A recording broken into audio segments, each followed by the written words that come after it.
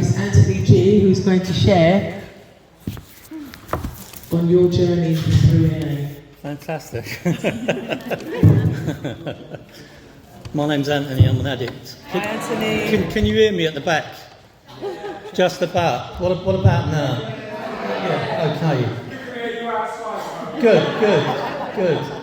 I've been sitting here for 20 minutes, totally self-obsessed with a bottle of water, wanting to drink the water, but just being totally preoccupied. And the level of anxiety has just gone right through my body. And I'm glad there's a sheet in front of me because my knees actually shake. And I've always had a nervous disposition where I've suffered with anxiety. And somebody once said to me, you cannot have fear and faith can't occupy the same space. They can. Because what actually happens is you have courage and then the faith comes. So I'm dominated by fear, and it talks about false evidence appearing real. And fear keeps me really small. It keeps me tiny, and it stops me becoming the person that I am, but it just gets in the way. And it's about me getting out of the way of myself and overcoming myself, because I think somebody else was meant to be sitting here and they've got COVID, and Paul phoned me yesterday and he said, could you speak? And I said yes. And I feel like I'm a baby compared to all these other people that have been around for such a long time. My clean date is November the 9th, 1995.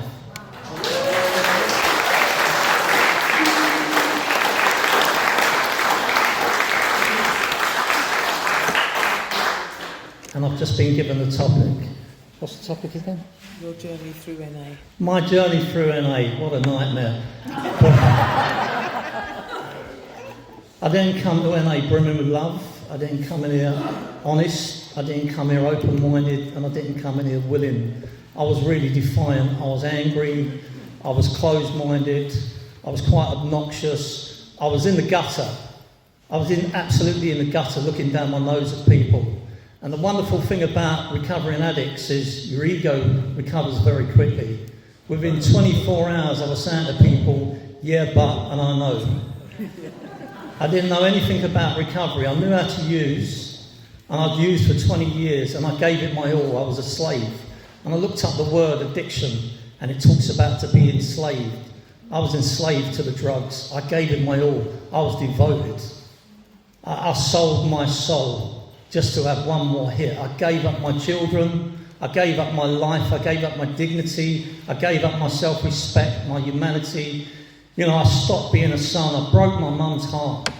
You know, my mum watched as I was dying slowly over a period of time on a time payment plan. I left my mum in a state of anxiety and worry and not knowing when she was going to get the call. And that's the reality. I didn't think I was hurting anybody when I was using. I didn't realise I was robbing people of their peace of mind, their emotional tranquility.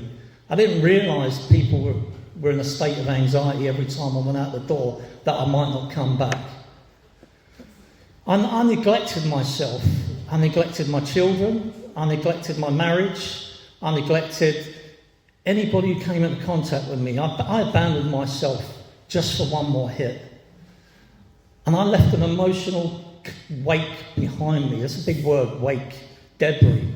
And it was psychological, it was emotional, it was spiritual, it was financial, it was physical. I just left a mess. And when I came to NA, I came to NA for 18 months. And I looked for all the differences. And it's a wonderful thing. You know, my friend, there's a guy called Tolis M, and he talks about the isms. I separate myself. And it might be classism. It might be sexism. It might be racism. It might be wokeism. That's the new one, isn't it? It might be hooliganism. And what I do is when I separate myself, I imprison myself and I put a wall around me that I can't connect to anything or anyone. You know, that sizeism is another one. Intellectualism is another one. And they're all things that separate us from one another. And what I realise is, you know, you put down the drugs, people say the war's over. The physical war's over, but the spiritual battle has just begun. And to be a success, you need to be a spiritual success, because with that comes responsibility. And I watched my mum die 3 years ago. And I gave my mum back her son. For 24 years, I gave my mum a son. You know, I watched the cancer eat away at my mum. And I just turned up in the hospital every day, and all the anger, all the rage, all the resentment, all the ill feelings, all the bitterness, it just wasn't there anymore. I come in here angry, raging. You know, there's two paths in recovery. There's a spiritual path and there's a psychopath. And I've been both of them at any given time. You know, sometimes I've been really unwell, but I haven't stopped turning up. And I'm met, you know, as my nerves are dissipating, as the contraction in my stomach is going, and I'm opening up, you know, I think of Mary. You know, Mary was around for a long time, a woman called Mary P. I met her, you know, I'd been in a crack house all night, my hands were burnt, and she sat down beside me and told me about Narcotics Anonymous. And she took me to meetings for 18 months, and I couldn't get one day clean. I couldn't give up the crime, just couldn't give it up. And there's a pamphlet that says those people, those places, those things will never ever keep you clean. So why would it be any different now? Because I kept going back to those people, those places, those things, and I couldn't get one day clean. But this woman, she just loved me unconditionally. What she did for me, she 12-stepped me and took me to a meeting, and she put up a house for my parole, for my probation, my home leave. She stood up in court on several different occasions when I'd messed up in NA and outside of NA, and she stood by me unconditionally. And it's that thing what you do with your children. You know, my children upset me, but I don't stop loving them. They do things that I really don't like, but it don't stop me loving them, and that's what she did.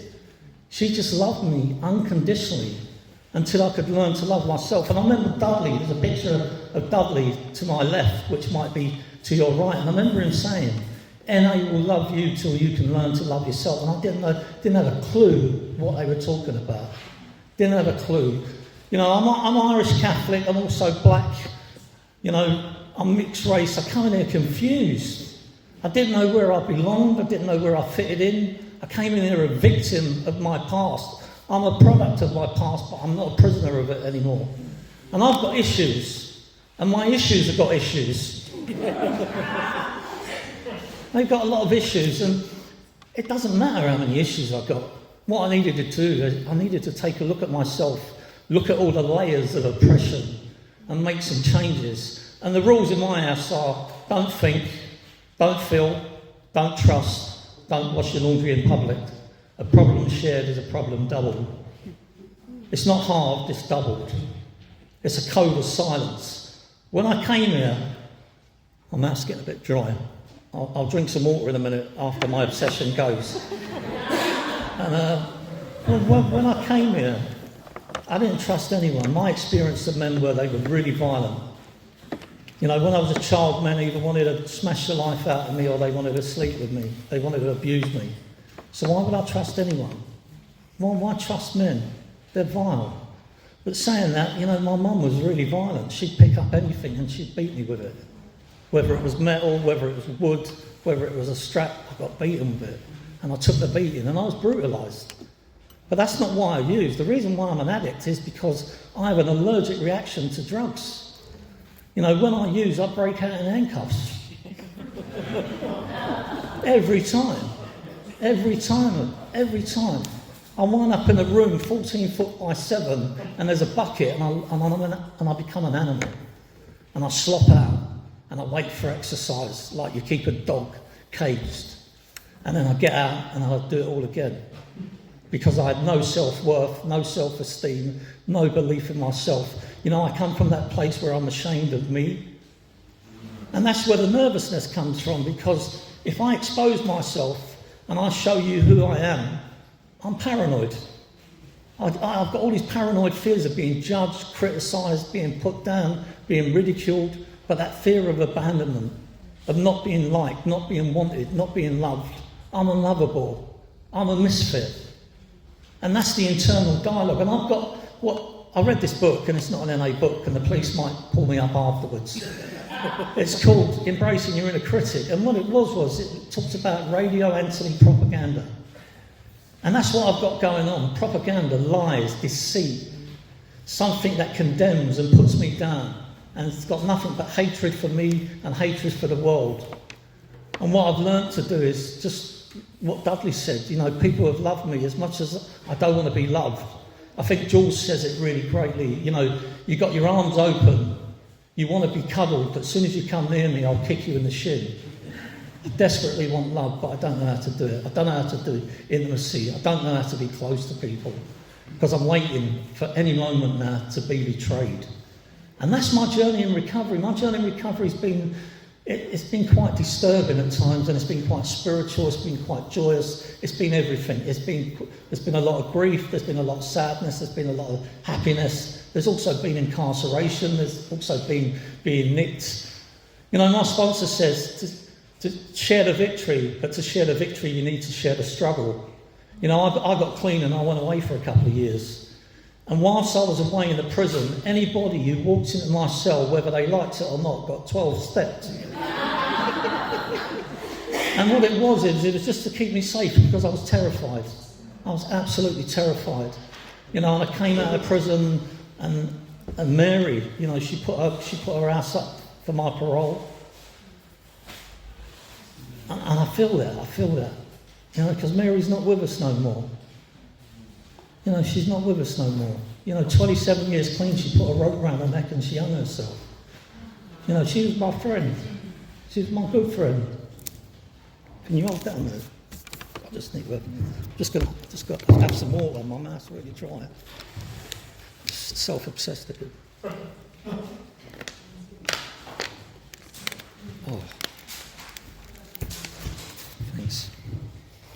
Yeah, Mary was my good friend, and I felt that because that's all she was. She was a friend. She didn't betray me. She didn't let me down. She didn't disappoint me. She was just there, and she just introduced me to this. And in doing the work, because I need to talk about the steps. My journey of recovery is I've worked through the steps. I've sponsored people for over 25 years, and I still do all the things a newcomer does. I go to meetings. I've got service commitments, I sponsor people, I read the literature, and what a fantastic book.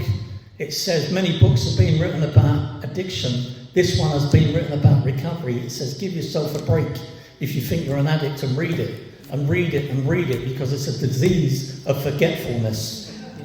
I've read it many, many times, and I forget everything that's been written in there. I come to meetings many, many times, and I forget what the person shared. I've been to conventions, unity days, speaker jams, and I forget what the person says. You come in, you hear some wonderful nuggets, and then you go outside and you can't remember anything. But one nugget that I kept was it wasn't Mary. Mary was very posh, but there was another woman. She was super posh, and she came from the other fellowship with me, an NA meeting, and she was looking down her nose at me with disdain and disgust and loads of contempt. But what a message she carried to me. So don't shoot the messenger. The message she carried to me was, get smart feet. I've had smart feet for almost 27 years, because as much as I ever want to go to meetings, my body just takes me. And somebody said, if you bring your body, the mind will follow. And what I've learned is, everything I do is on the way to a meeting. Being married for 21 years, going to university, having 2 children, being a father, being a son, being a brother, being a friend, being a colleague, being a sponsor.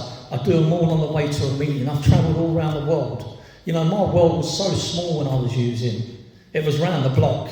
I scored and I got home, or if I had to go out, it was like being in Vietnam. I had to do a reconnaissance. I had to go out, get some money, and I had to get back to where I live and use. And that's the reality. My life's not like that today. It's not like that. The blessing I've been showered upon.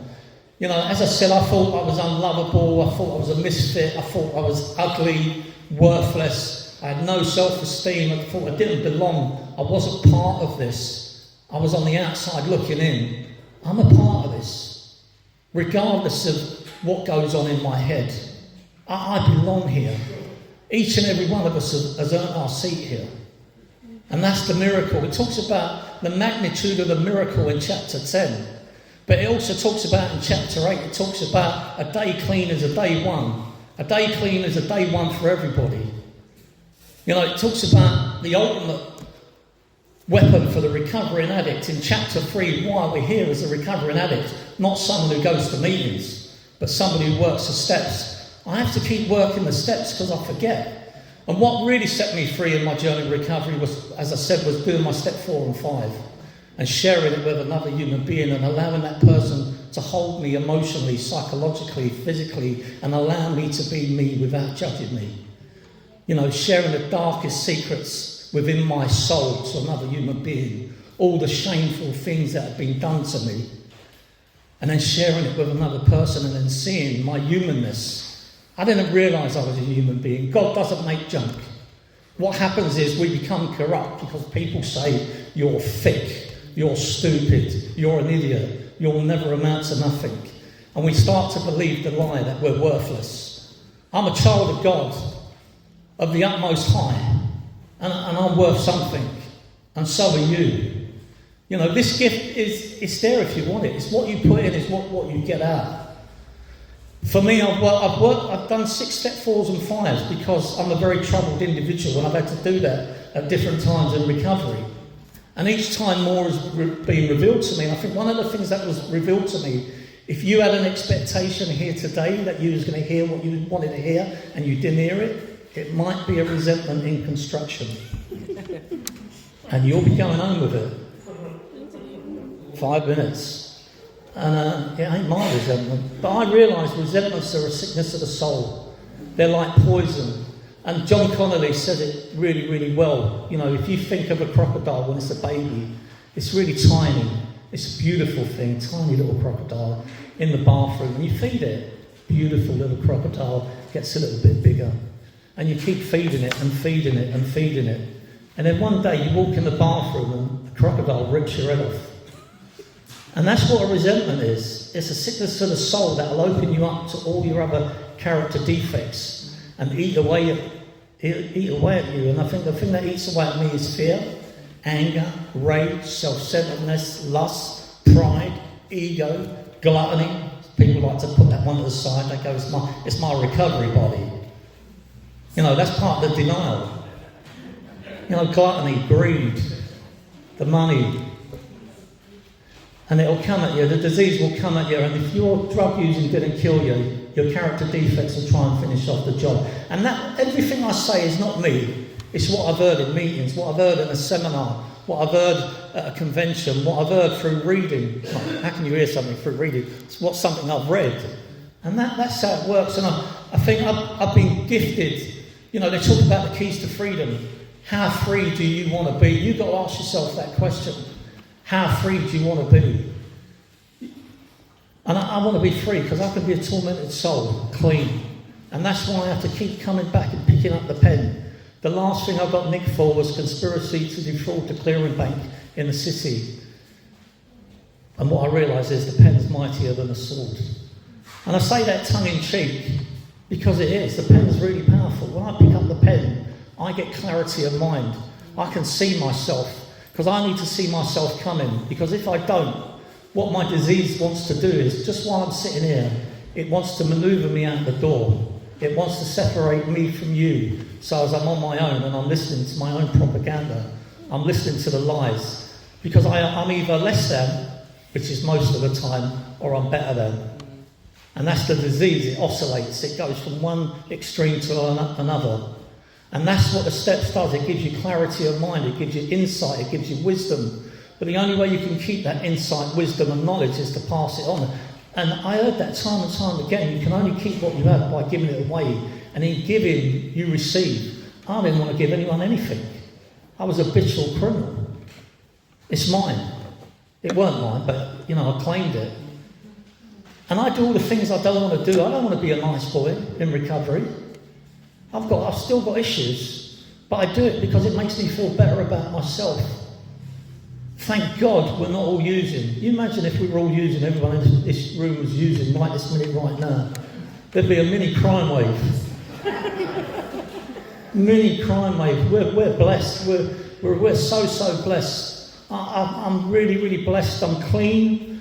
You know, I gave my mum a son, but I also gave my brother a brother. My brother died 2 years ago, like in September, and he was pissed. He'd worked down the underground for 35 years, got no record, really good boy, run up the stairs, pissed, fell backwards at his head, lied in a coma for 6 hours and just bled to death in the hallway.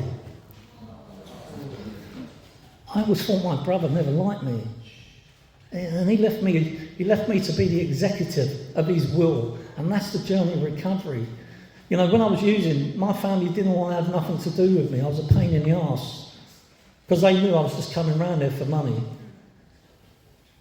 You know, but I've reclaimed my self-esteem, I've reclaimed my dignity, I've reclaimed my self-respect, and I've reclaimed my humanity. If you don't think you're worth this and so much more. Thanks for letting me share. Come along, visiting from Australia, but originally from London. Thank you, Claire. It's all yours, 20 minutes. Hi, I'm Clair, I'm an addict. Hi, Claire. It's really good to be here, and it's really good to be listening. I haven't been in a meeting for about 3 weeks, and I was wondering if I was going to be aware of that in those 3 weeks. I'm like, you know, how am I travelling? And the moment I came in here and sat down, my whole body relaxed, and I just actually felt like I was here and present and safe.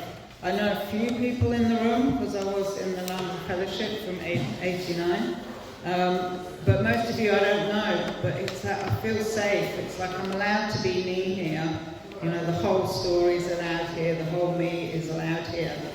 And the journey of recovery, bloody roller coaster some of the time. But we all have one of those, and like being able to kind of just share, you know, when you ask someone how they are, they don't have to go, fine, thank you. It's like you can actually say how you are here. I don't think it's a very English thing to do. It's kind of, I listen to my mum talk about railway timetables a lot. It's kind of, so I digress, I shouldn't go on to other stuff at the moment. So look, I left for Australia in '97, and I've been clean since then. I started in the London Fellowship in '89, so it's around for about 8 years, but with 2 relapses in there. And I do a lot of reflecting on what happened that meant this time I've stayed with the journey long term.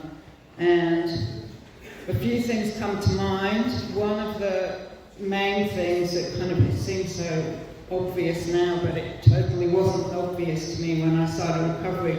I saw the steps in the program as some sort of, this is what I have to do to redeem myself and prove myself that I'm an okay person, and when I've worked them all properly, I'll be an acceptable member of society.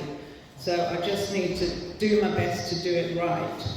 So I had the program rigged as this. It was kind of like another homework assignment. You've got to get this qualification and then you might be good enough. And working with the steps now, I've recently started going through them again. I've done another 4 and 5 recently. And it's so like it's chalk and cheese. You know, when I'm working with steps now, it's like this incredible healing pathway that I have the choice to learn about and travel, and it's not forced on me, and there's no one doing the examination. It's more about my relationship with myself and God than you know. It isn't about getting anywhere. It's about actually learning about who I am and where I am. And it's been it's such a gentle thing now compared with when I was first working steps. I have to talk about London a bit. I don't know. I mean, North London, Hampstead was where I started. Hampstead, Camden Town, West Hampstead. And in '89, the Citizens Advice Bureau in Hampstead in Oriel Place was, it's probably some posh coffee shop now, but it was actually a useful place. I think there were 4 meetings a week in it, and one of them was at 11 p.m. on a Saturday night. And it was where all of us who would have been at clubs went when we couldn't really go to clubs yet. And it was absolutely insane and so wonderful. And I kind of I think that back then it was kind of anyone who had sort of 2, 3, 4 years up was God status. It really was the blind leading the blind, and actually that works. I think it still works. It's kind of, it's almost like, because I'm prepared to admit that I'm often blind, that means I can actually be helped to find the way. So it kind of, it isn't a surprise that it works. The other thing that surprises me, that after those meetings that ended about 9 o'clock, we go to the coffee bar, a coffee cup in Hampstead, and drink caffeine for hours, large amounts of it, and sugar, and then manage to go home and sleep. It's very strange, but I can't do that anymore. But yeah, look, it's sort of, it's like people have said, it's a wild journey. It's not a smooth ride. It's everything. But you know, when I was using it, was kind of nothing. And the state of mind that I was in when I came into recovery, I was 25. I'd been using for 8 years. When I picked up, I was 16, and I was probably suicidally depressed. I probably would have been a teenage suicide. Some bad shit was going on, and no one was kind of paying any attention. I was very emotionally lonely and isolated, and kind of always had been. I've heard other people talk about that. I just felt on my own in a world I didn't understand most of my growing up. And probably if I hadn't picked up, I do think I wouldn't have made it. Drugs saved my life back then. They would have killed me, absolutely. But when I picked up, it's kind of, I moved into a different crowd. I just felt it was okay to just want to use, which is all I wanted to do. And I don't think the kind of, you know, it is fairly irrelevant what I use. The thing that's noticeable is from the first joint I smoked, if I was awake, I was mood altered. That's just what it was. What I liked varied over time, and largely depending on what I could get hold of. But it's that like I just was not okay being the raw me. I could not handle how I felt. And I started out recovery with 10 weeks in a rehab. I don't know if I'd have done it off the streets. People do, thank God. But that first bit of getting some weeks up, I'm really grateful that I had the help to kind of move into completely different possibilities. Because I've heard other people say I just didn't know there were people who didn't use drugs. It just like, I had no idea that it was a thing to not use. It just seemed like surely I wasn't doing it right. I needed to learn how to do it right like everyone else did, so I did right. So the whole idea of abstinence was completely startling. It was just unthinkable. And I've had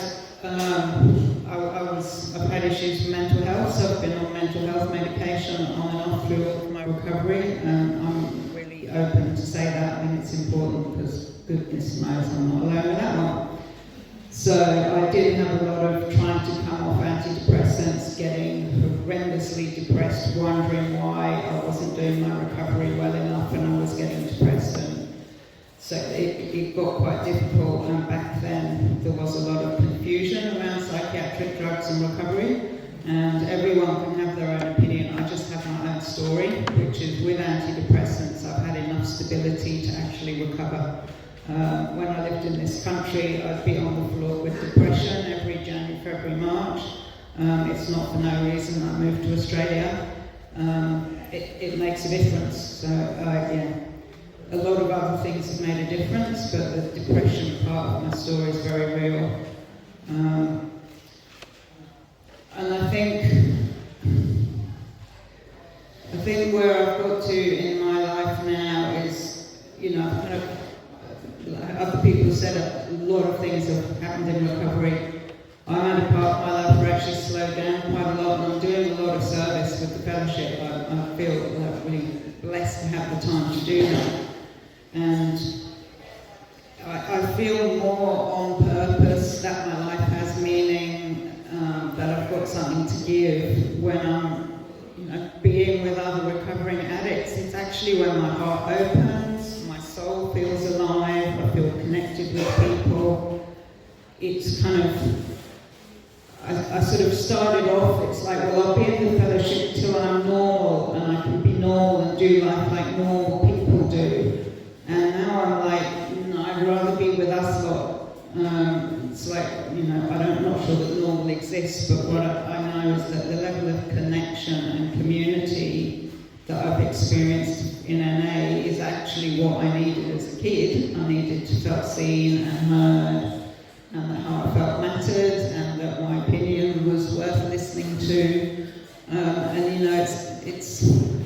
This is the only place I've really had that. There's a lot of communities that are, a lot of people have their community around work, and I've had it around business and work, but there's always that edge of being measured up. So I feel sort of like at peace and in the right place in the fellowship. I think one of the practical things that, I often wonder if there's things I could inject into my recovery earlier on, what would it have been? And people say it, and unless it's right for you now, it's irrelevant, but I'll say it, it's meditation. I wish I'd have started my meditation earlier.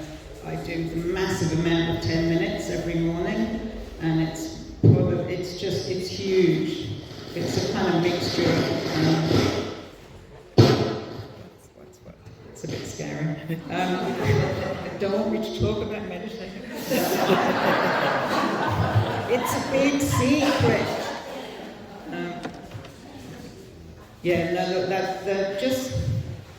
The spiritual part of this program is really, really important to me. I suppose I'm vaguely Buddhist. I listen to a lot of spiritual teachers in addition to our literature. What's my train of thought? I don't really have much of a brain left these days. I'm fairly able to admit that. My memory is absolutely appalling. Okay, yes, meditation. The spiritual side of it, but the other side of it is actually just really practical and basic, and it's about calming down my physiology, because I never learned to do that. Never was taught how to calm myself down, to self-soothe, to actually slow my breathing. It's a skill that you actually usually pick up when you're a kid. Your parents usually do that for you, but a lot of us, for whatever reason, that didn't happen, or didn't happen enough, or didn't happen at all. So it's kind of, my physiology go off the charts. Fear, anxiety, shaking, panic, it's all kind of normal soup that I roll in some of the time. But I have some capacity to calm myself down now. And that's really, that's the really practical side of meditating.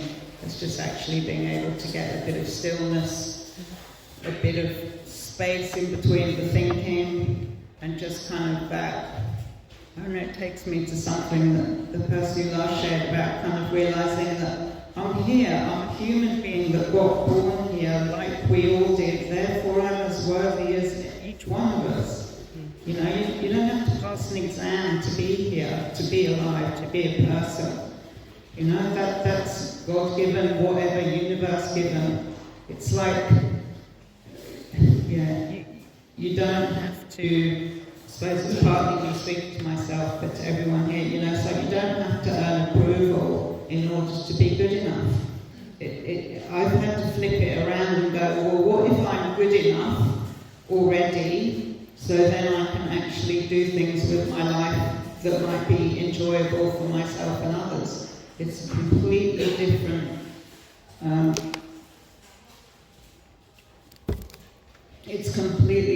way of looking at life from what I walked in with. I walked in with, I'm not good enough, I do everything wrong, there's no hope, I'm never going to amount to anything, I'm fucked, basically. And now I'm much more like the world's fucked and I'm okay. So I can't resist that. It's just that thing of who wants to be sane in an insane world. I don't feel like we live in a very sane world. So, I feel saner in here than out there. And it's kind of, as someone, I was another man, Martin, that I'm sure is still around, that he used to talk about the longest distance in recovery is from the head to the heart. And that one stuck with me because it's been long. But in the last few years, I have dropped into being able to feel what's going on from my heart and you know, literally to respond to people through my heart. So I can actually connect with people from a place of being, not just a talking head. And it's kind of, I think that's the river I've been wanting to swim in all my life, and it's only because of the journey that I've had here that I've been able to find that. And I feel like I've naturally come to an end, so I'm just going to leave it there. Thank you. Thank you. Thank you. Thank you.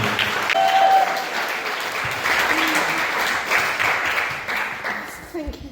I feel like a rock star sitting up here, you know. Got a mic. Dangerous. Yeah, thank you very much to the committee for asking me, or Julie and Paul and Amanda and everyone that's come, you know, because it's important to have, you know, members in the meetings to support this fellowship. It's a beautiful fellowship, and I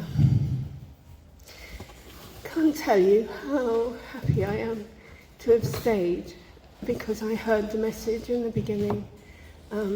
I got clean in Essex, so I don't know what I've got to do with London recovery, but only the powers that be know that. I have moved back to London now, and it's been, I've got my clean date is the 1st of April 1989. Yeah.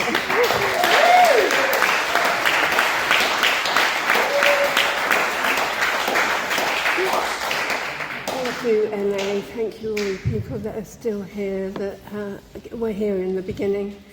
When I first came to NA, my life was in a complete mess. I mean, I just... I know people talk about being broken, but I didn't feel like I was broken. I didn't feel like that. I just, you know, because I had been in this spiritual black pit for a long time. I'd been I'm a product of the 60s. My using was in the 60s, and the drugs that we used then. My thinking was formed from it. I made a lot of decisions around those drugs, sometimes when I come down from them, and a lot of mistakes. Lost a career, my 2 marriages, the love of my family, my self-esteem, any vestige of hope that I had. My life was a complete mess, and I didn't know it. That was the thing. It was like, oh yeah, well, they're addicts, I'm not, you know, and all this stuff. My first meeting I went to, it was like, I thought, what, you know, I left the meeting. I got taken to a meeting by a key worker from a DDU that I was going to, and I left that meeting and I went back to the caravan I was living in, and I thought, what was I doing in that meeting with all those derelicts? And this voice said, you are one. And I was like, what? Who said that? You know. So if anybody's heard my story before, you'll have heard me say that, because that was like the first moment I actually faced the truth that, you know, that I was an addict. I was an addict, not them, not him, not that. It's not his fault. It's not anybody's fault. It's my fault.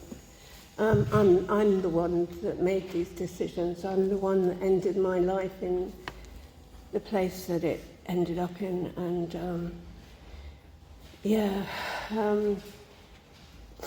and you know, I got a sponsor. I was, you know, really kind of encouraged to get a sponsor, I was told that,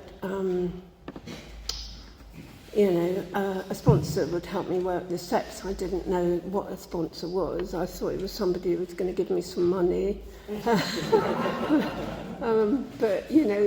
I got jabbed in the ribs by the people that were about then.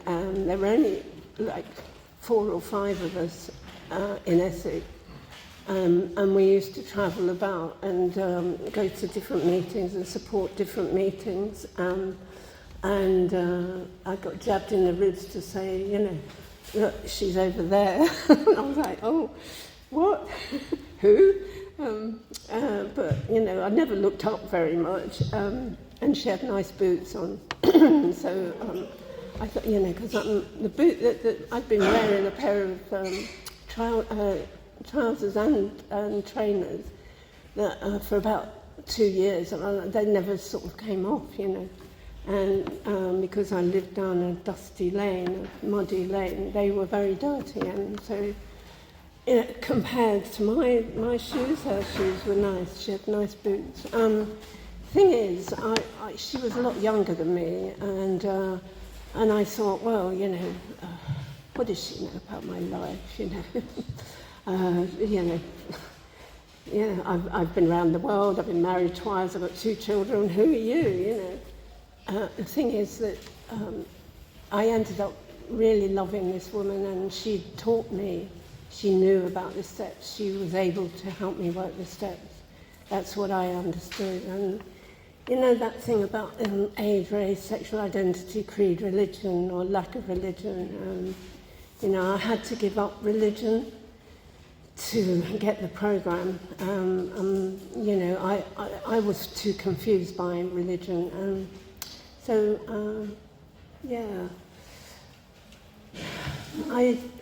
This spiritual black pit that I was in was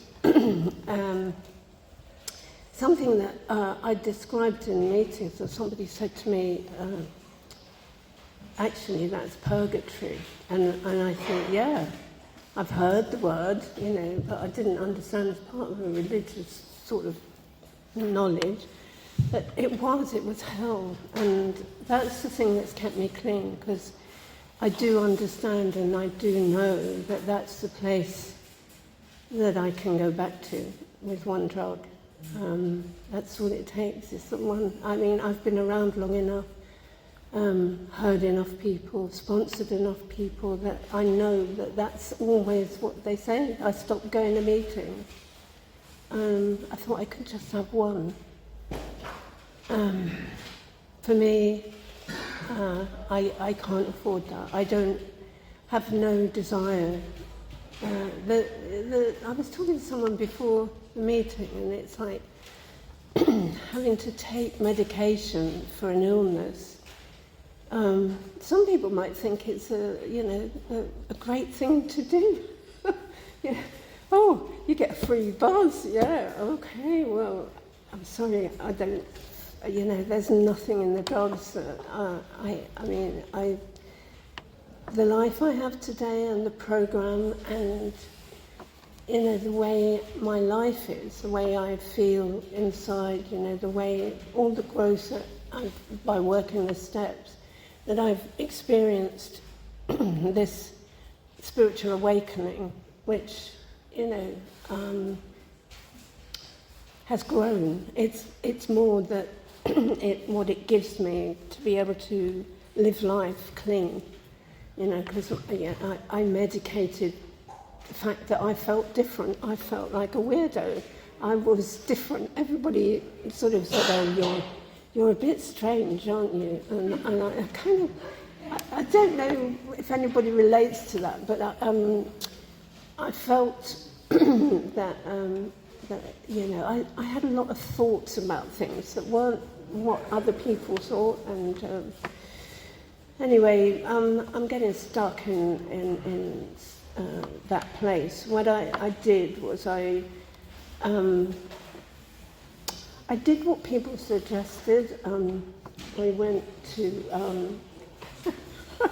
I went to the local council and put my name down on a council list. I don't want to live in a council house.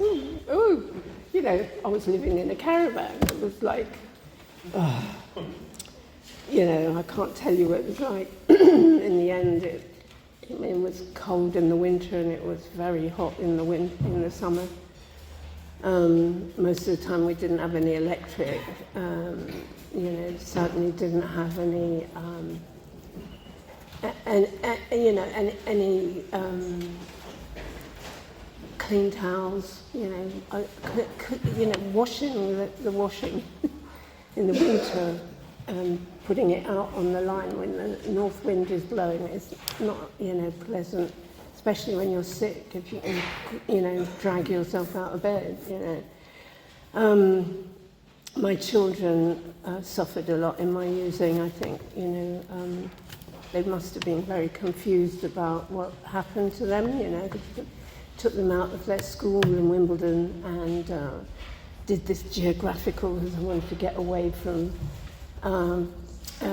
paedophiles who were actually stalking. Well, they know when you're using, I think. That's another, and then it could be controversial, but it is my experience. I also had to get away from the dealers and the thing. The one thing that they say is that you take yourself with you. It's that Bob Marley song, isn't it? You know, you can't run away. You're running away. You can't run away from yourself. And yeah, I took myself with me on the geographical. And the weird thing is that they opened a meeting in Wimbledon. I left in the March, and they opened the meeting in July. Who knows? I often think, what if I'd have stayed where I was? Do you think I might have, you know? But I was scared my kids were going to get taken into care. I just wanted to disappear, run away. And, yeah, I have to say that through the journey in recovery, you know, I've always prayed. I got a God of my understanding, which is nothing to do with religion. I looked at all the religions. You know, I had a vicar at the local church who wore a leather jacket, and I thought, oh, yeah, this is good. Yeah, maybe I can get on with him, you know. And I did a lot of talking to him, but yeah, it didn't quite get me clean. And you know, went to the Rasta church, and you know, smoked a certain amount of the stuff you're supposed to smoke, you know, every day. And I thought that was the answer to my opiate problem. Because the progression of the drugs that got me onto opiates, and I just wanted to potter about with the cat and the kids and just chill, you know. No. Every time someone turned up with some drugs, every time, you know, and I white-knuckled 3 methadone programs, which was hell. Yeah, I mean, what happened to me was the caravan burnt down, and because I'd gone to put my name down on the council list, I got given a 3-bedroom house.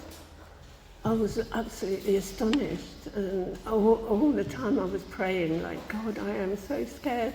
I don't know what's going to happen to me. I mean, I was walking about down the street thinking, I don't know what, and I hugged a tree and tried to ground myself, you know.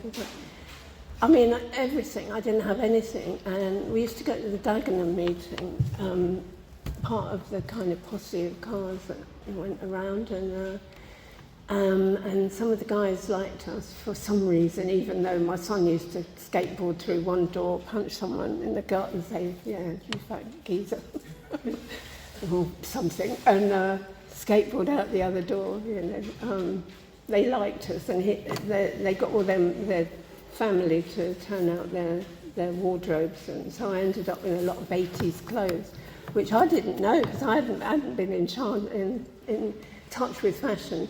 I mean, miracles like that happened. A lot of miracles have happened in my recovery. You know, I've had the opportunity to be with my father when he passed, you know, looking after relatives, and he had a heart condition, and he knew he was going to die, and I know he wanted me with him.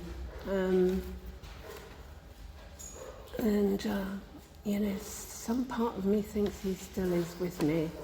You know, I didn't want him to leave me, but a lot of people have said that they, you know, relatives that pass, they are relatives that pass as part of their higher power. And I understand that. You know, for me, it's like I have a relationship with a power greater than myself. It's greater than the disease, which is destructive, wants to kill me. You know, I wake up in the morning and it goes, oh, glad you got your eyes open. Let me tell you, you're not going to make it today. You know what? You know that pain you've got in your foot. You know, it's probably got something to do with cancer, and you probably will die. You know, you what's the point? Don't get up. You know, don't get up and go out. You know, don't get on me to. Just go to bed. You know, it's been hard in the pandemic, but thank God for online meetings. I haven't done a lot of Zoom. I've done a lot of audio ones. The UKNA ones are great. They're 11 and 7:30. And a lot of newcomers on there, and you hear about the disease, you hear about people in and out, and you know, you hear about people dying of this illness. Because if I listen to that voice that talks to me in the morning, you know, and it says, oh, you know, what, you know, you're a complete mess. You won't make it today. You know, if I listen to that, it would kill me. You know, it wants to get me in the corner, in the dark, and cut my throat. And that is what I understand about it today. You know. So what I do is I say, look, thank you for sharing. I'm going to turn the volume down on you right now and turn it up on my higher power. And, you know, days when you wake up and you feel like you're falling out of a 10-story window, you know, that kind of adrenaline, fear. You know, I have got out of bed on my knees, you know, got onto my knees out of the bed, and it's the shape of a 2, right? When I'm on my knees and my head's down a little bit, that is me praying. And I ask my higher power to keep me clean today. Shortest prayer is hell. Lots of stuff has happened. I've been to university clean. I'm a qualified drama therapist. I've done an awful lot of work on understanding healing. A lot of things that I've experienced clean as well, and things that I would have used on, you know, things that heartbreak, and I thought my heart was broken at one point. I really thought it had been smashed, you know, relationships, and 2 people here know, maybe remember when I was completely nuts about some of that stuff. But actually what I found is I found something in a Buddhist thing, is, you know, I mean, but it talks about the breaking of the heart and how your heart can open. And I thought, yeah, it broke open. It had to, because it needed to grow, right? I have been able to help people that have been through the same thing, and it's been a gift. And there's more love for everyone when your heart grows, you know. So there's lots more that I could share, but I know my time is up, and Julie's looking a bit worried. So thank you very much, everyone, for listening and being here today.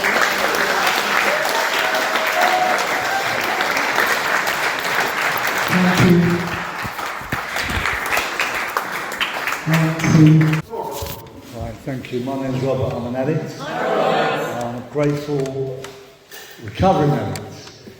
Some may say not, but I am. So my journey started here in '95, October. I managed to sort of get clean in Narcotics Anonymous. And for many years, I had like 10 years going in and out of rehabs. So I was one of these users who, and I carried this through in recovery as well, so I do everything to excess. So I used like there was no tomorrow. You know, I really, you know, I didn't do a lot of using, by the way, so I did a lot of jab. So when I weigh it up, when I really weigh it up, I mean, all jokes aside, when I weigh it up, thank God I didn't have a lot of years abusing myself, but I did abuse a lot of things. And often I look and I'm showering, I'm putting sun cream on, doing something, looking at my body and think, fucking hell, I've got no veins there, I've got no veins there, I've got no veins there. And it's like, wow, I only used for like 3 years, right?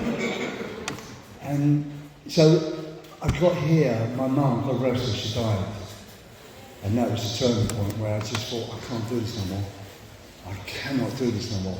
It broke me, I was in pieces, emotionally, mentally, and I was either going to get killed or I would killed, because I was a pretty serious addict, I didn't fuck about. You know what I mean? I was like, you know, there was all sorts going on, and gangs and building up to that stuff. Anyway, so when I got here, I was very sincere about getting it.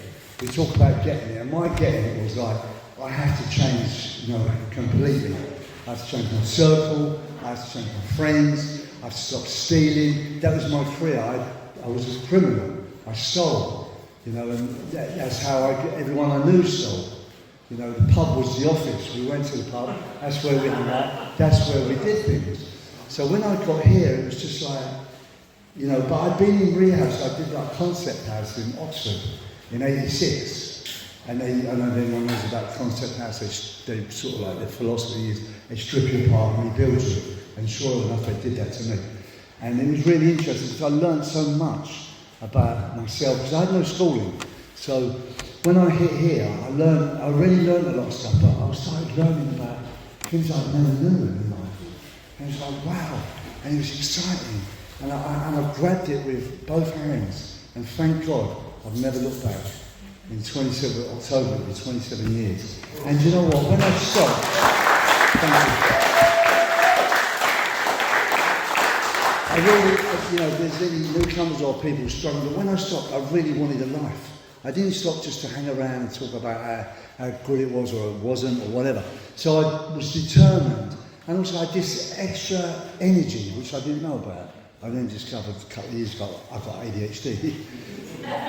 So I've got this extra energy that I was full on. And you know, most people can't handle me. No, it's just, and it explained a lot of things.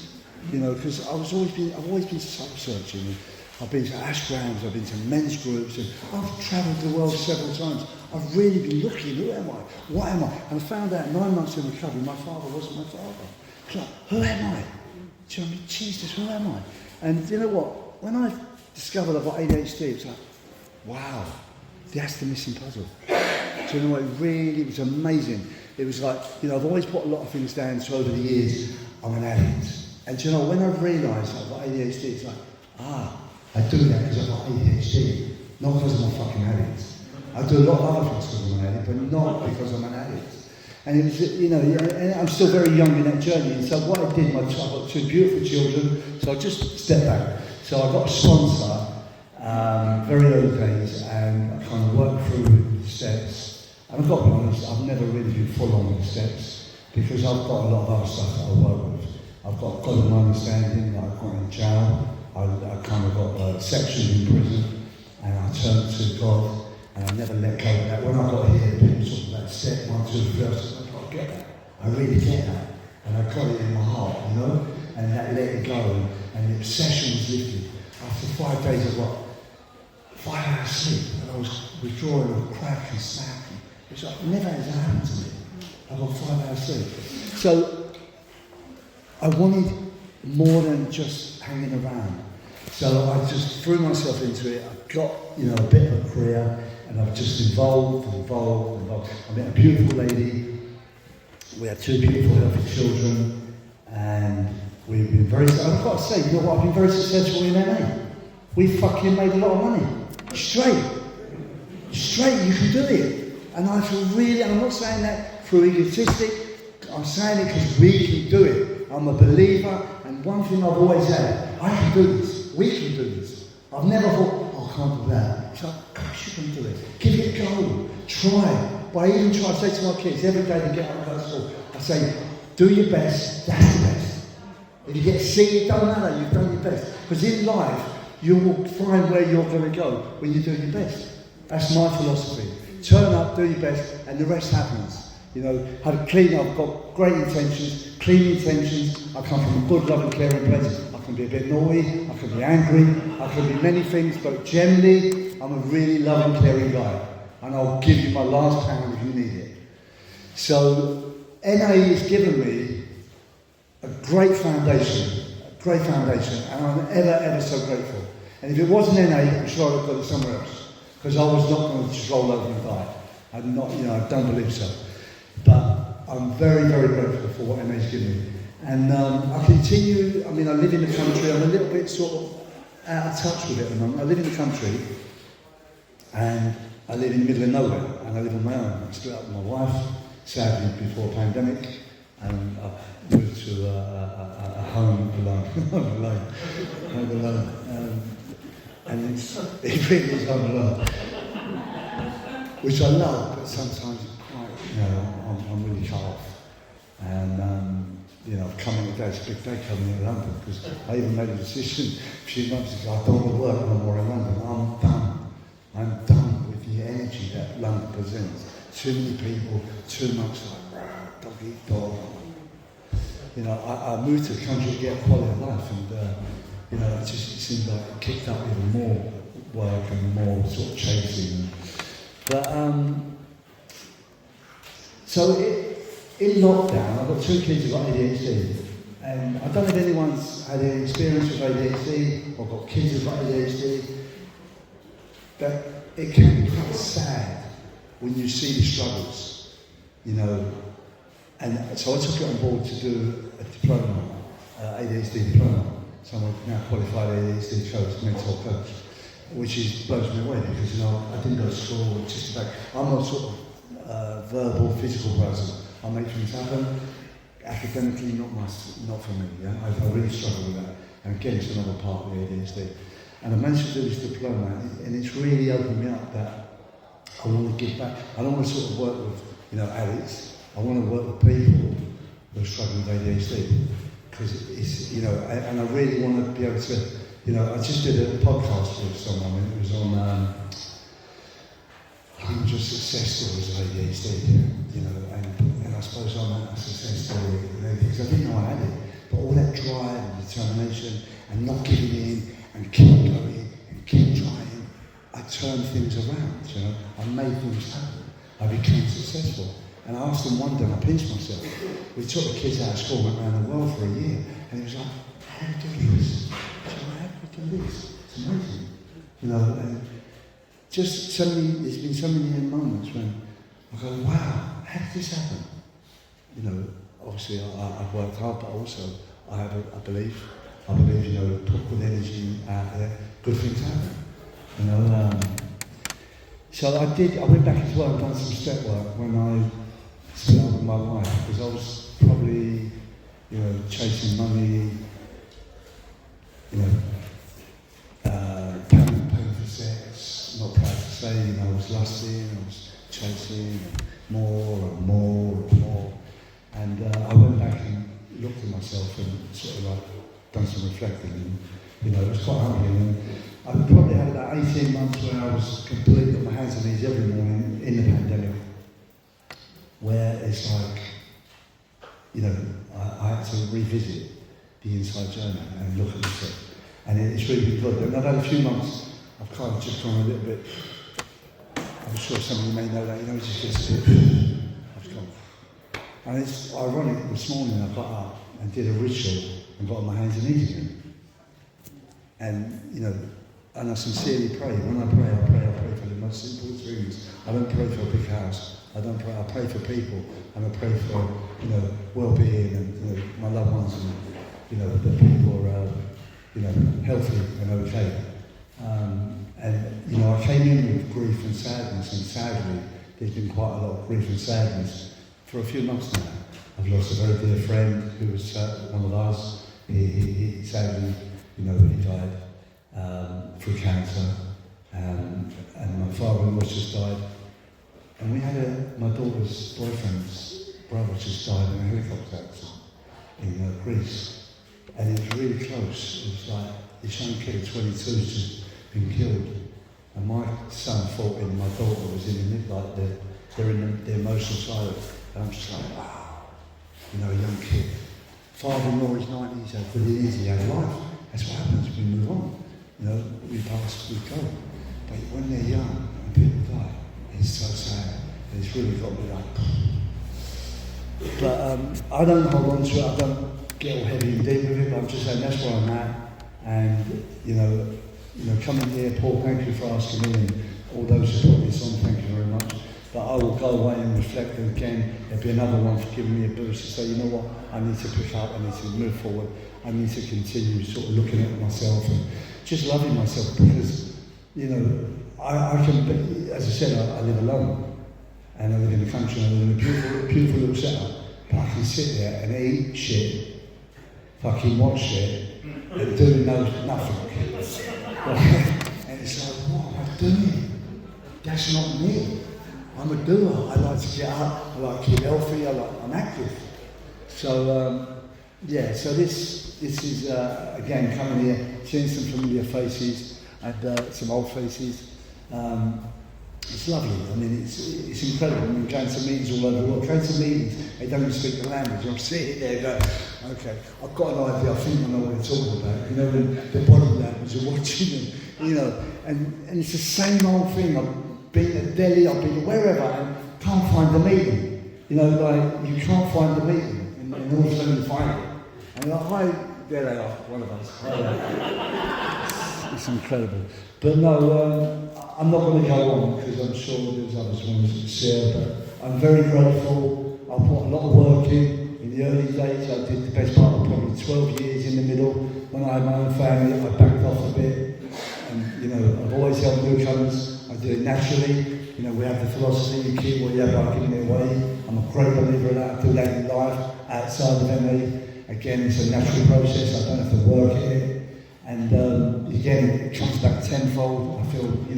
I feel very, very grateful and very, just very grateful and blessed. I'm looking for a new partner though. I'm so struggling, and there's nothing worse. When you're looking, you don't get it, right? And there's nothing worse, and maybe I don't really need, but I'm 2.5 years out of, I don't do dating sites. I've done on dating sites, I really expose myself. That's not me. I'm quite private. I don't really. But this is my journey in NA, yeah? And my journey in NA has been generally really, really good. I've not gone back to criminality. I've not used. I've been pretty much integral most of the time. I've probably upset a few people, but that's life. We do. But I'm really happy, and I'm going to leave you there. Thank you very much.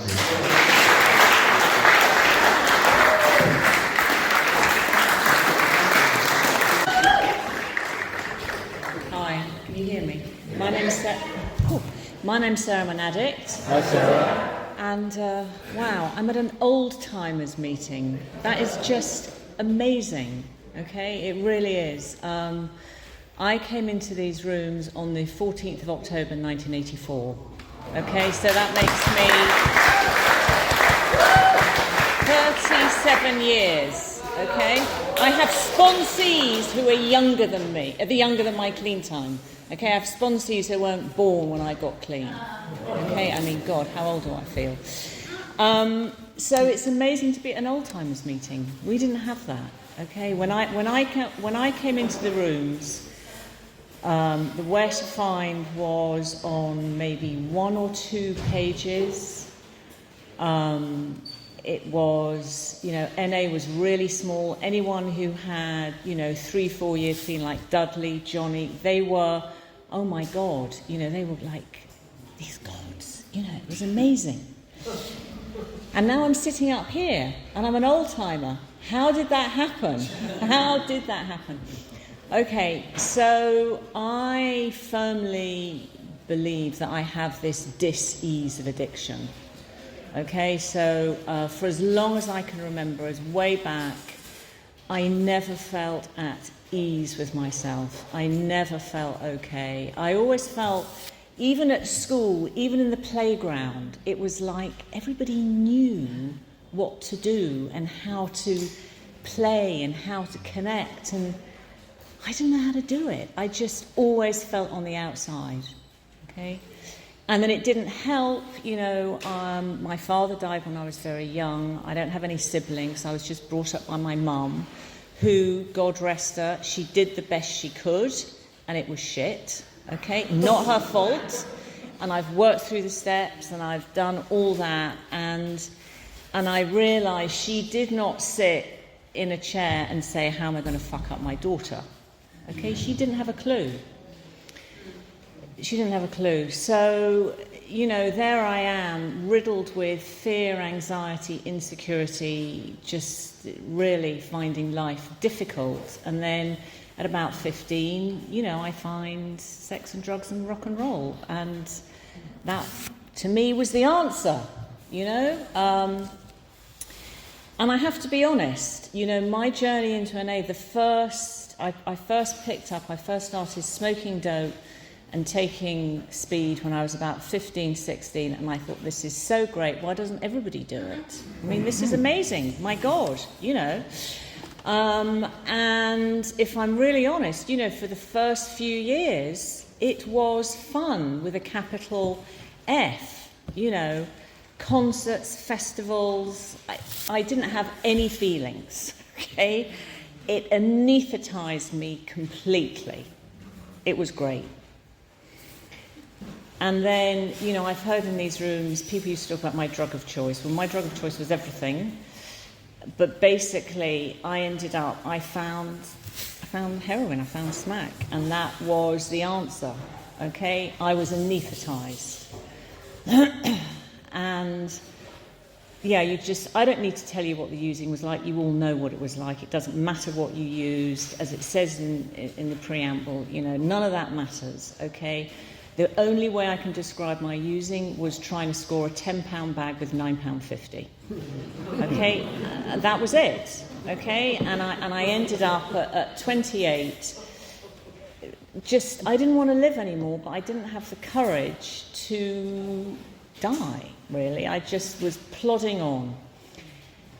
And in those days, 12-step fellowships, recovery. I mean, it's all over social media, it's all over the press, it's everywhere, celebrities everywhere. In those days, there wasn't that awareness of it. I was living with another using addict, and somebody that we had both used with, she came round, and my God, she was 6 months clean. Okay, now, I knew this was okay, because I'd used with her, I knew she was an addict. Okay, because I've met lots of people who had great scripts and all that. I'd never met anyone who had stayed clean. And she told us about this place, Narcotics Anonymous, and took us to a meeting. And it was in Millman Street, in this DOS house, and it was really stinky and smelly. And we went down there, and I always remember it. It was New Year's Day. Okay, and of course, if you look around this room, okay, none of us look like using addicts. We're all kind of bright-eyed and bushy-tailed. Okay, and the using addict, I don't see the light of day, and I've got eyes like pebbles, and I'm as thin as a twig. And we went into this meeting, and everyone is sharing about what a wonderful New Year's Eve they had, and it was great, and they'd gone to this NA party, and they were clean, and none of them looked like an addict. Okay, and I thought, who are these people? Okay, that was my introduction to NA, and I went out and I had to do a little bit more using just to make sure, and I ended up in a treatment centre down in the West Country in the days when they would like to, what I call, shame you into submission. So basically, it was none of this touchy-feely, no caffeine and yoga at lunchtime bullshit, okay? It was, you are a dirty, disgusting fucking little junkie, and if you don't get your act together, you're going to use and die. I had to write a life story, which I had to share to my peer group, who all then stepped in and assassinated me.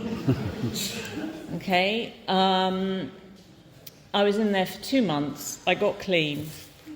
Okay, that's what it did. Okay, and I came out and I was told to go to meetings. People would ask me, how are you feeling, Sarah? I'd say, oh, I feel okay, I'm a bit tired. Now I tell my sponsees now, and I fall into the same trap, tired is not a feeling. It's not. Okay, feeling is I feel angry, I feel happy, I feel sad, I feel whatever.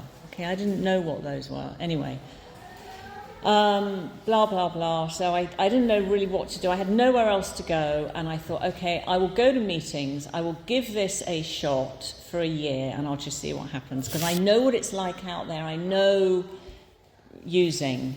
Okay, I didn't want to go back there. I felt I was stuck between a rock and a hard place.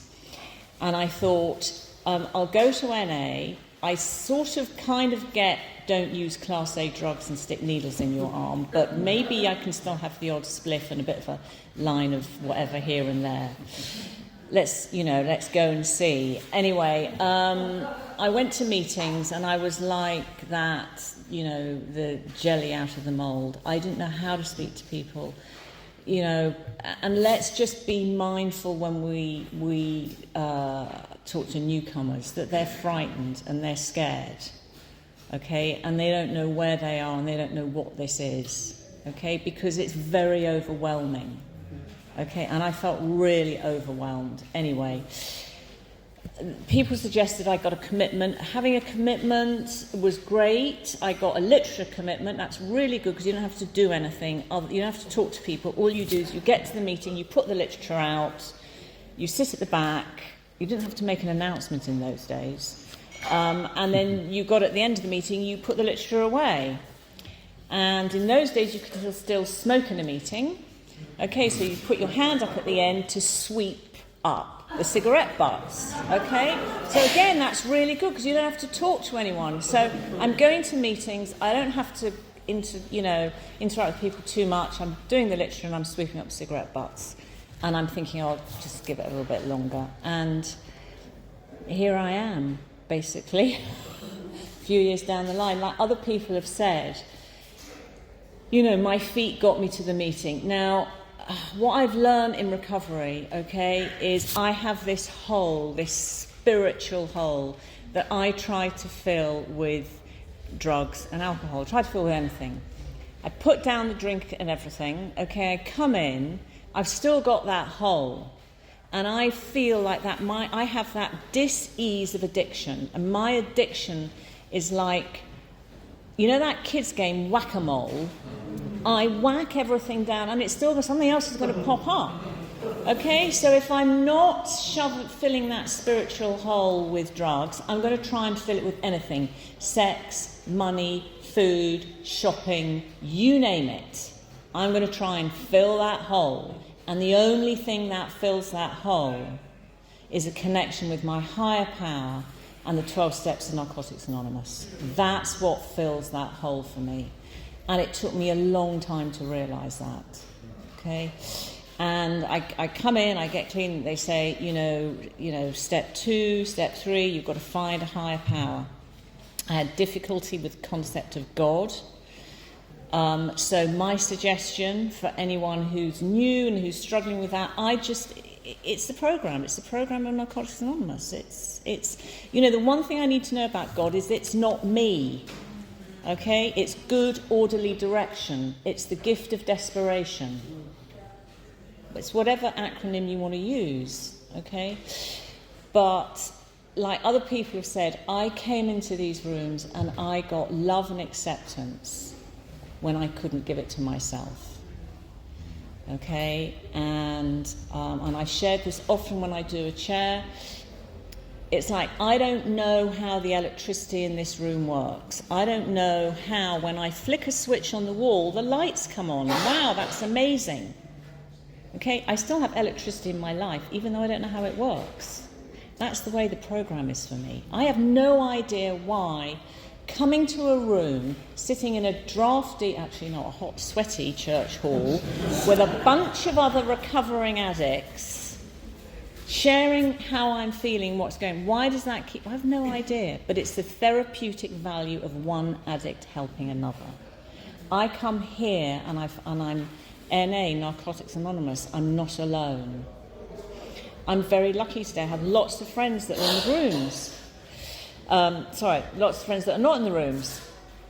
And as someone, I think it was Penny that was sharing, I can wake up in the morning and I'm going to have that fear on me, the anxiety. Nothing's changed in my life. Still have the same house, the same husband, the same kids, blah, blah, blah. But I've got the addict in my head, whatever, I've got the bullshit going on. Okay? And if I go out with a girlfriend who's not in the rooms and she says, how are you today, Sarah? And I go, oh God, I'm full of the fear and the anxiety. She's going to look at me like, what? But if I walk in here and one of you comes up to me and says, hi Sarah, how are you? And I go, you know what? I've got the fear of the anxiety on me. It's on me today. You'll know what I mean. And that's what I need. You know, that's what I need. And what I realised today, there's lots of ways we can describe our journey and everything, but for me, the further away I am from the last time I used, the closer I am to understanding why I used. My using was not about the drugs, really. Okay, it was about all the stuff that goes on between my two ears. Okay? All the bullshit, all the blah, blah, blah, okay? I mean, I was raised at the knee of the woman who wrote the book about being a victim and who wrote the book about poor me and life is shit. So I came in, okay, and I took absolutely no responsibility for anything because it wasn't my fault. Hey, if you had a mother like mine and a life like mine, you'd use. Okay, and I was soon learned that wasn't the case. But I still have that dis-ease, and it's like, I describe it like I need to come to these meetings because it's like my radio in my head needs to get retuned so I can hear properly, okay? I mean, you can tell me 20 things about me, that's great, and then you can say, but actually, the one thing that you really need to work on, Sarah, what am I going to remember? What am I going to remember? I'm not going to remember the 20 things. I'm going to remember the one thing. Okay? When we write a step 4 and a step 5, and I always say this to sponsees, okay, we can all do that, searching fearless moral inventory. Oh my God, we can dig out all that stuff. And then we have to write that bit at the end about the good bits, about the assets. That's really important. Okay? Because I have this dis-ease of addiction, okay? It's about negativity. It's all about a disease of the self, self-pity, self-justification, self-obsession, me, poor me. Okay? Like someone else said, this is, a lot of this is not what I got. It's not my original thought, okay? A very dear friend of mine in the rooms described the disease of addiction as poor me, fuck you, and where's mine? Now think about that, okay? My barometer, okay, is where am I on that scale, okay?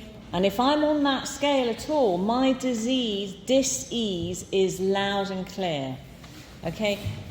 I'm very grateful. I am a recovering addict, okay? I thought, I'd be really honest, I thought I knew everything at 5 years. I was done. I've worked steps, I sponsor, I do service, I've got it all sus, tick. I know all the answers. The further on I've come down the line, the less I know. And God, do you know, that is such a relief. I can let go of control. I can let go of everything. I just need to have a level of acceptance and surrender that I am powerless over people, places and things. Thanks. 5 minutes. Where did that time go? My God, I've been sitting here all evening, nervous, thinking, oh my God, how am I going to speak for 20 minutes?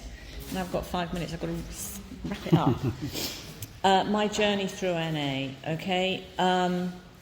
It works if you work it, okay? I am very blessed today. You know, as I'm 37 years clean. I've been married for 30 years to someone else who's in the rooms in the fellowship. Okay, we have 2 amazing daughters who are 25 and 28. I look at those women that they are, young women. My 25-year-old, I'm like, what? I mean, she's a young, responsible woman. What was I doing at 25? ... I look at my 28-year-old, okay? She's the same age I was as when I went into a treatment centre. Okay, they've never seen me drink or use. They know about, I mean, they don't know all the gory details, they don't need to know. Okay? But what a blessing. Okay? I am truly blessed. And, you know, in our recovery text, it says, if you work the programme of Narcotics Anonymous, you get freedom from active addiction. I have freedom from active addiction today because I don't wake up in the morning clutching the duvet going, how am I going to score today? Where am I going to get the money from? I don't have freedom from life on life's terms. Life still happens. Okay, I've dealt with death, I've dealt with operations, I've had to take, mood-altering chemicals post-operation. How do I deal with that? I've had to deal with all of that stuff. Okay, loads of things. Like other people say, it's been a roller coaster. Okay, but as long as I come to a meeting, okay, I get my arse on the chair, okay, I open my mouth and I'm honest, and I do the best I can, I'm in with a chance. Okay, I'm in with a chance. All right, it ain't over till they nail me down 6 feet under. Until then, it's a journey. Okay, there is no there. I'm never going to get there. I have today. Okay, and honestly, I'm really grateful. Thank you to everybody for setting this up. It's amazing. Okay, and I'm very proud to be an old-timer. I never thought I'd be an old-timer, but I guess I am an old-timer now. Thank you very much.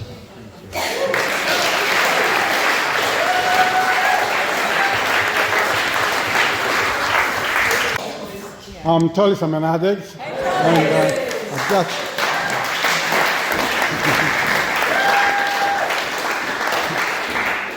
I just showed Sarah my hands shaking, and I've been sitting over there and thinking, I don't feel nervous today, but when I came and sat over here, I started feeling nervous. Funnily enough, Backstreet was the first meeting I've ever came to, and I think it was in that room, and it was a very dark room. And to arrive here, I had to walk through Camden Market. It was Saturday, and walk back home through Camden Market. And I don't know, the Camden Market means using for me. I had just arrived a week before from Greece, and I didn't really know what, it was in the future for me. I left Greece in a bad state. I was trying to score the day before my flight, and I arrived at the dealers who said, I arrived early in the morning because my flight was 12 o'clock. And the dealer said, go away, come back in half an hour. And half an hour was 10 minutes, of course. And I went across the road, have a cigarette, and I crossed the road, and as I approached the block of flats, I could see that there was a lift, and I'm walking towards the lift opens, and the police has arrested him. So I pretend I am one of the residents there, walk into the lift and go upstairs. So I arrived in London and I was sick, and I spent a week drinking. And I had a detox, and which was, 4 weeks, and I came to the Backstreet meeting. And the Backstreet meeting didn't look glamorous, didn't look attractive, and didn't look that could do anything for me. And Yet I'm sitting, like Sarah said, sitting here as an old-timer, and I haven't picked up since then. How did that happen?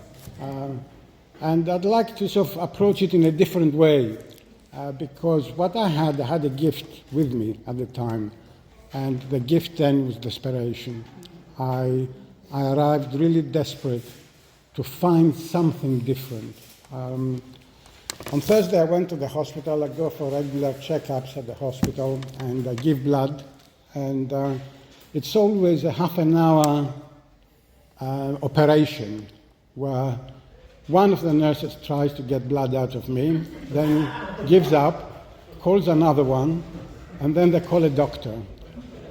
While I have been telling them, you're not going to find there, you'll find it there. But they're not listening. So I have done a lot of damage to myself when I came here. And I'm glad Claire spoke about the 11 o'clock meeting,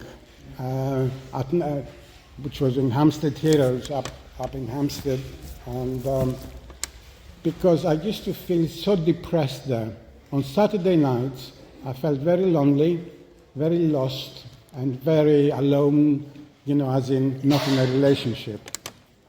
So I was quite pleased to find out that there are other people there at 11 o'clock at night who were in the same situation like me. And we used to hang out, and somehow the days became months, and the months became, years.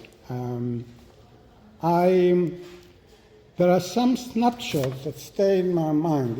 If let's say there is a film called Tolis in Recovery, because the previous film, Tolis when was using, it was a thriller. So we stopped the thriller and we it became sci-fi, the film, a bit. Because I couldn't understand what's happening in these rooms. I remember I went to a meeting once and I shared that I don't feel I belong, I came from another country, I feel like this, that, and the other. Then somebody else next to me started sharing that he grew up a mile down the road and he felt exactly like me. Then somebody else started crying and saying he felt exactly the same like me. So the identification is a big gift. I found out that I'm not mad, I'm not a freak, I'm not a loser, I'm not somebody who does everything wrong, I'm not somebody who's a waste of time, because that's what I believed about myself. I'm just somebody else in Narcotics Anonymous that tried to do something about my problem.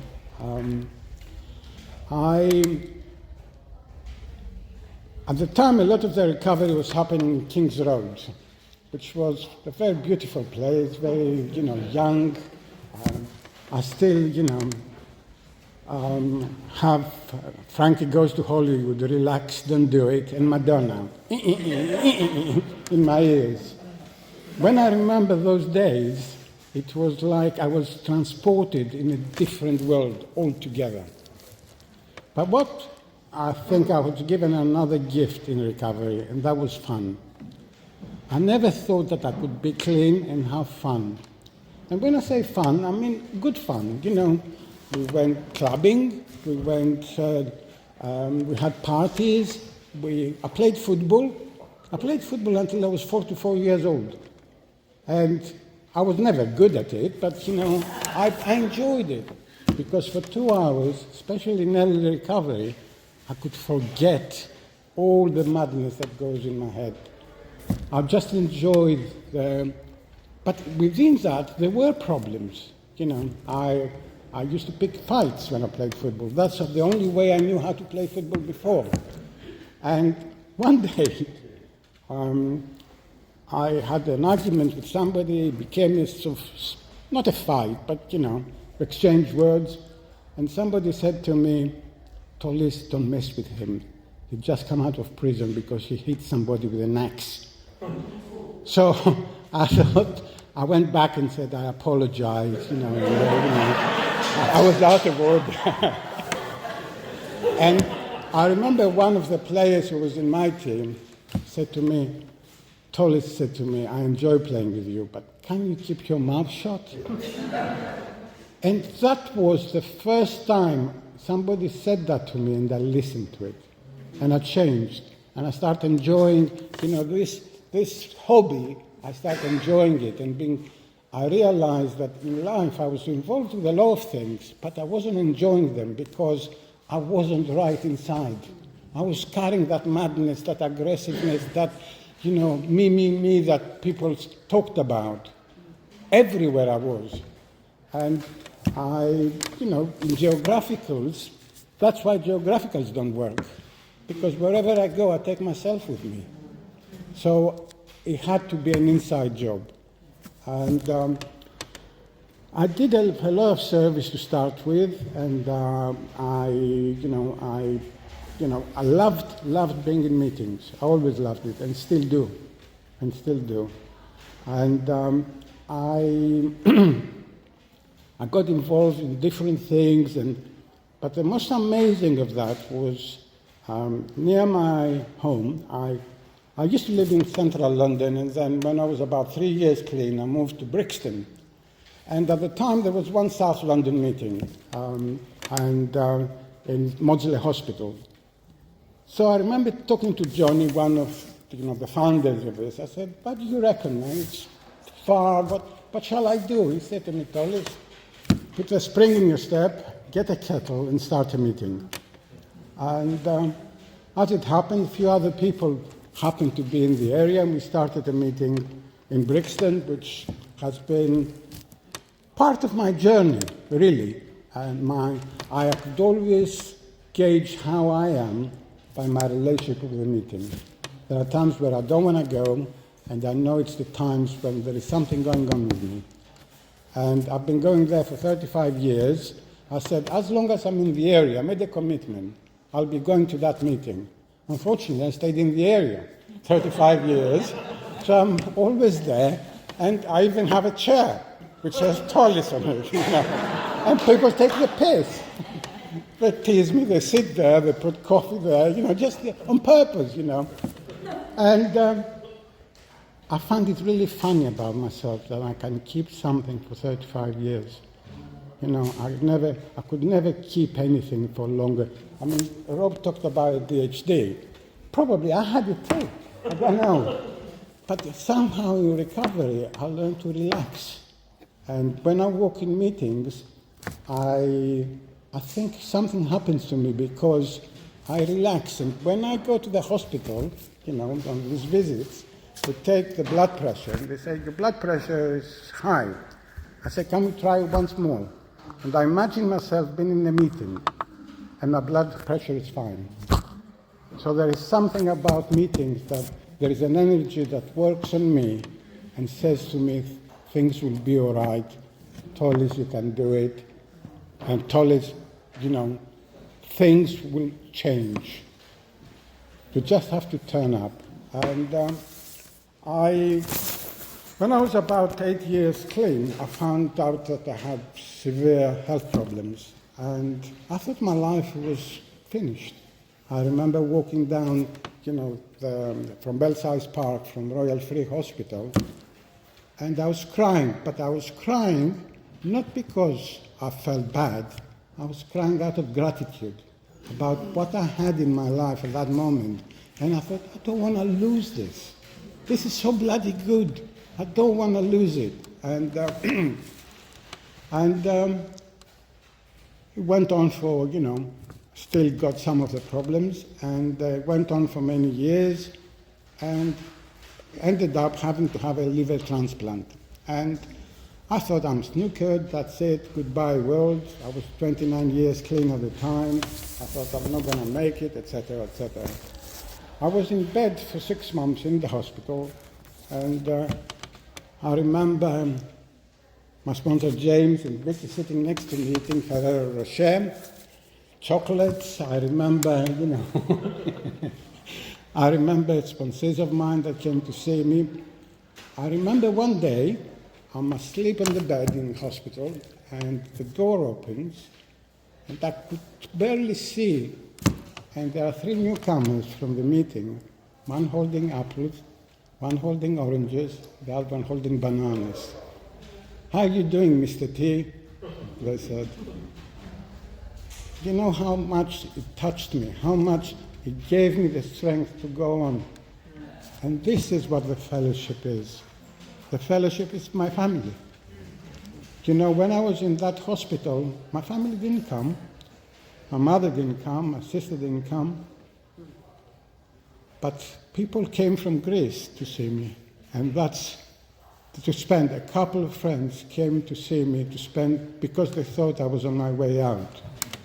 Glad, you know, that I'm still here. I still have a lot to do. I still have dreams. I still have, you know. And one of the dreams I had, in 1985, we had a conference in London, and it was European conference.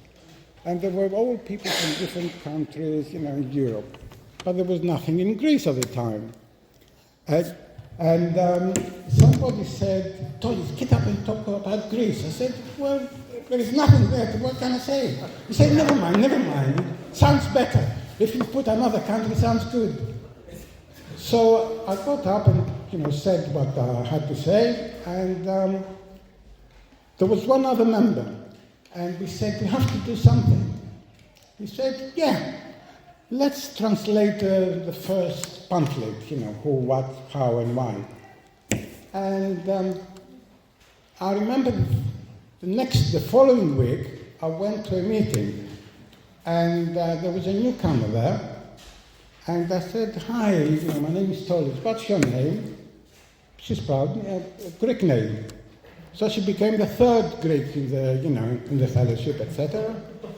And so we started translating. Thank God one of them spoke good Greek and the other one spoke good English, because I couldn't, you know, I'm not very good academically, as you say. And, but I was the one that said, you're going to be there. We have translation meeting, you're going to be there. Whatever happens, you'll be there, you know. And it's amazing, because one of them went back to Greece, started the meetings, and now there are over 100 meetings a week in Athens.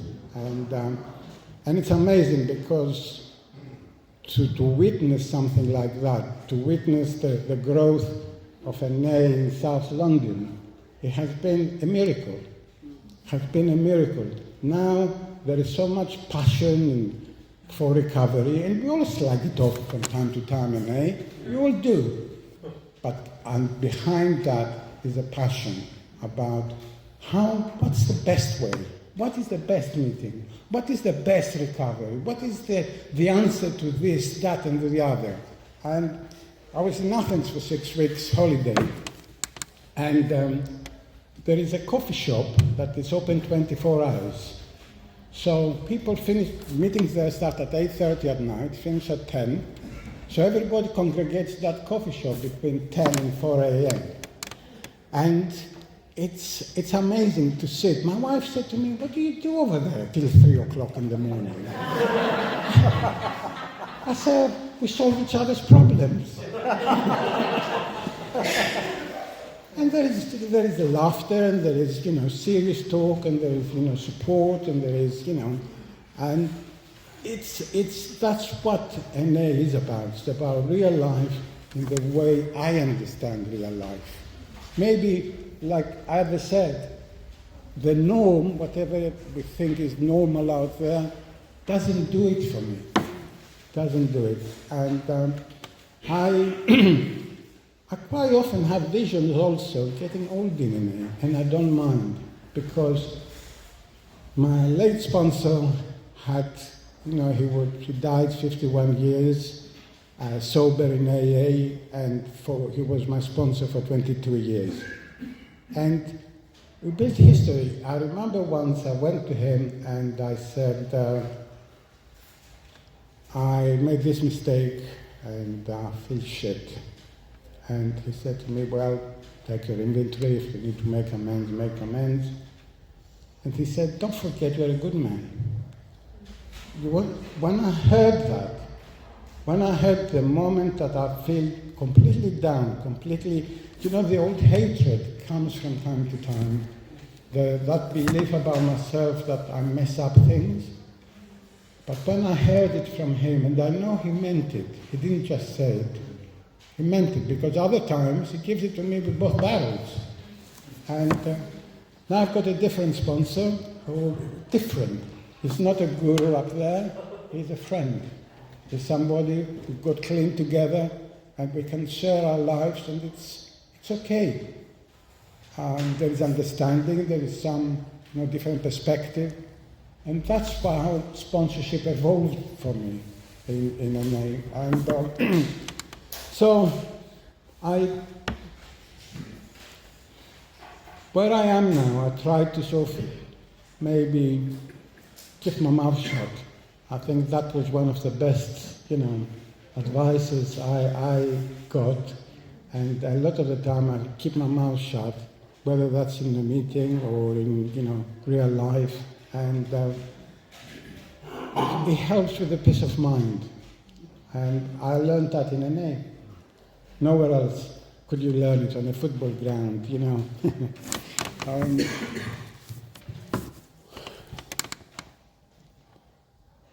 I'm surprised how many people stayed back. I thought you'd be bored by now and go.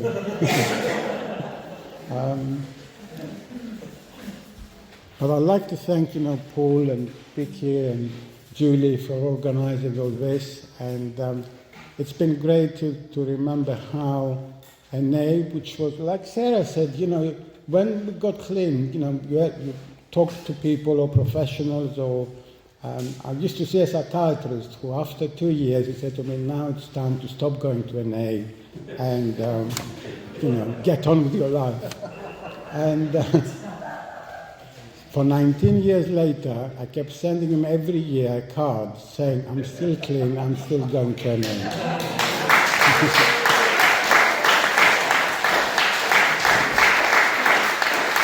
So thanks very much, everybody, and thanks for giving me my life back.